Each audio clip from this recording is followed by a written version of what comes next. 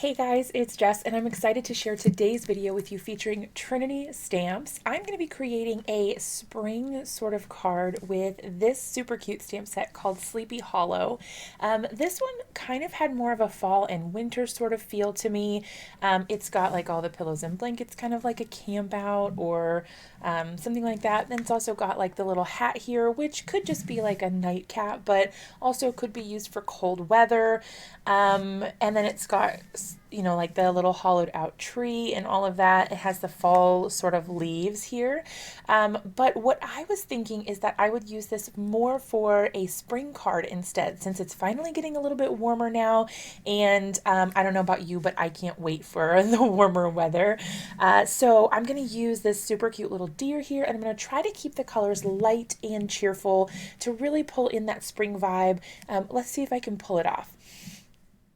All right, so to get started, I'm using my Mini Misty. This is a stamp positioning tool that lets me repeat stamp in the same exact spot over and over again. Can't live without this in my craft room. I'm using some black ink, and I'm going to be doing some alcohol marker coloring. I use the Spectrum Noir Classique markers most of the time, and I have pretty good results with those.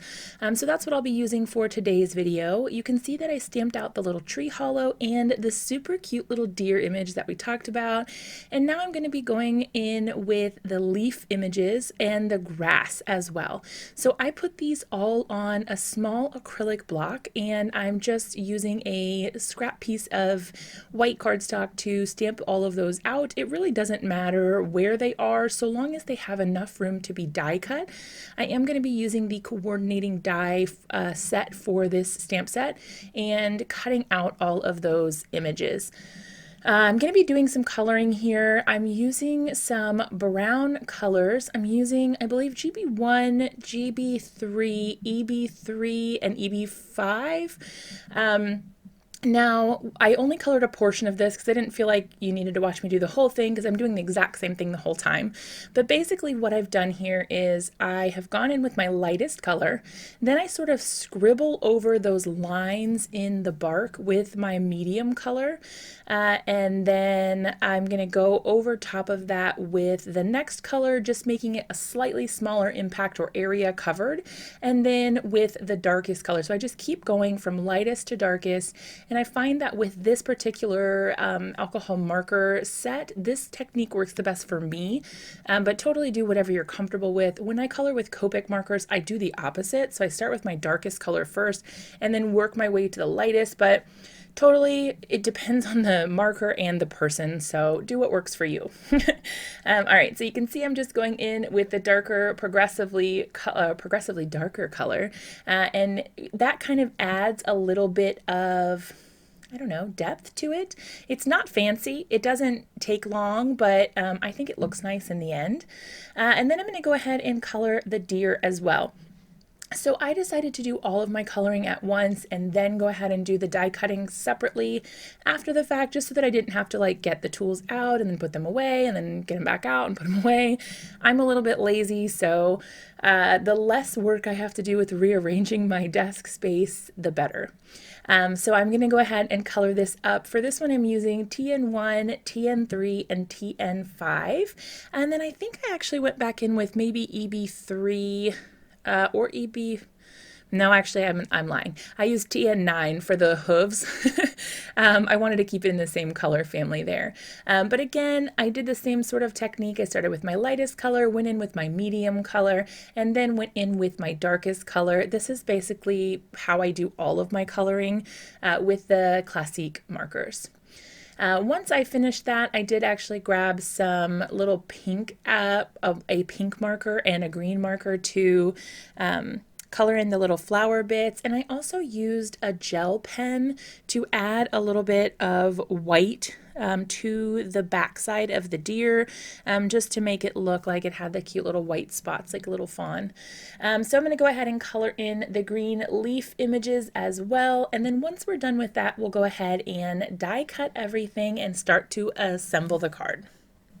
I did decide to create a background using some Distress Oxide inks as well. So I'm starting off with some Tumbled glass.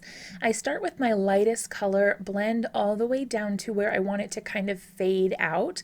I like to have a light area in between where the grass and the sky meet. And then once I'm done with that, I'll go ahead and add in a darker color for the sky. So that will be Broken China for this one. And then I'll flip that around and do the grass. So again, I'll start with my lightest green, and that's going to be Shabby Shutters, and then I will switch over to the crushed olive color to darken up the bottom section of the grass. Now that our background is complete, we can go ahead and start working on assembling the card. I've got the whole thing set up how I like it, and then I've taken a sheet of press and seal. It's kind of like a sticky sort of kitchen wrap.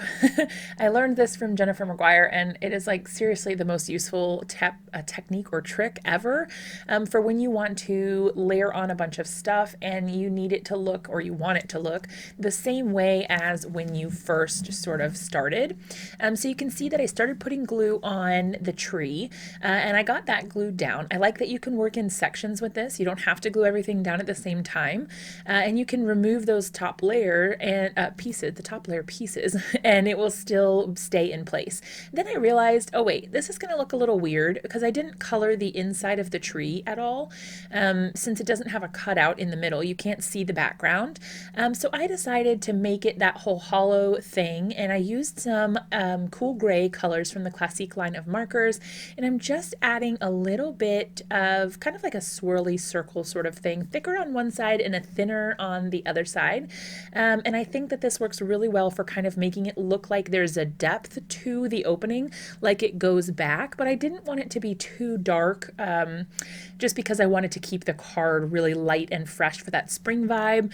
So I thought that this worked really nice. It's a subtle gray, dark around the edges, but still pretty light and open.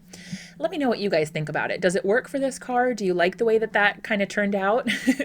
Okay, so now I'm going back in. The glue that I'm using here is called Gina K Connect glue. It's just like a little tube of glue.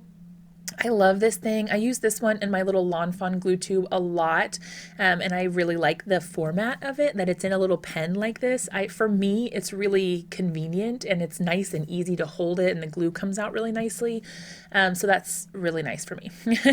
All right, so I'm just working in sections here, getting all of this done and assembled so we can get everything glued on. I'm going to pop some music on while I do this, and then once I'm done, I'll be back with you to finish off the card.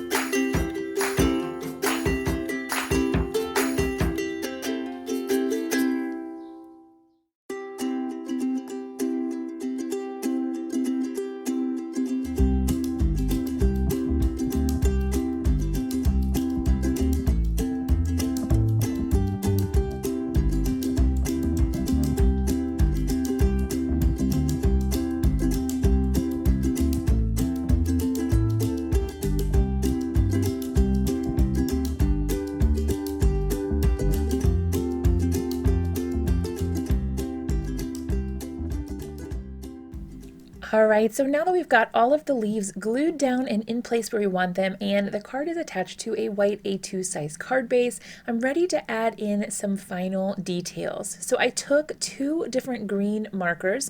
I used DG1 and DG2 for this to add in just a little bit of texture and interest to the grass area. I felt like it needed a little something, and I thought this was the perfect touch. I don't know what you guys think, but I love it. I thought it just made it so much more interesting and exciting.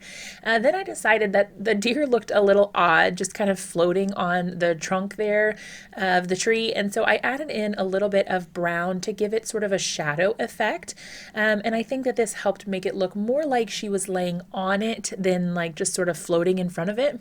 Things got a little crazy, you guys. I don't know if you follow my channel or you watch me very frequently, but if you do, you know that I am a sucker for a heat emboss sentiment on a black strip of cardstock.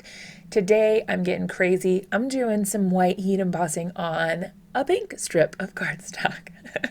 I know, it's not that big of a deal, but for me, it felt like a huge step. I don't get out of my comfort zone too frequently and do things that I don't feel comfortable doing, so this was big for me. The pink was a big step, but I really like how it turned out. So I used this little paper trimmer after I melted that embossing powder, trimmed the little guy down to just a little strip. I used 2 separate stamp sets to create this from Trinity. I used a crafter's heart for the hello, and then the sweetheart came from Love and Stuff Sentiments. I went ahead and glued that down with my Gina K Connect glue, and then I'm going to attach some clear sequins just for a little bit of sparkle and interest. I absolutely love the way this turned out, you guys.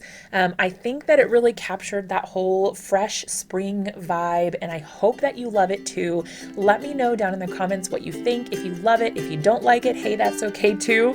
But if you did like this video, be sure to give it a big thumbs up and subscribe to my channel if you're not already one of my subscribers, and I'll see you guys in another video really soon.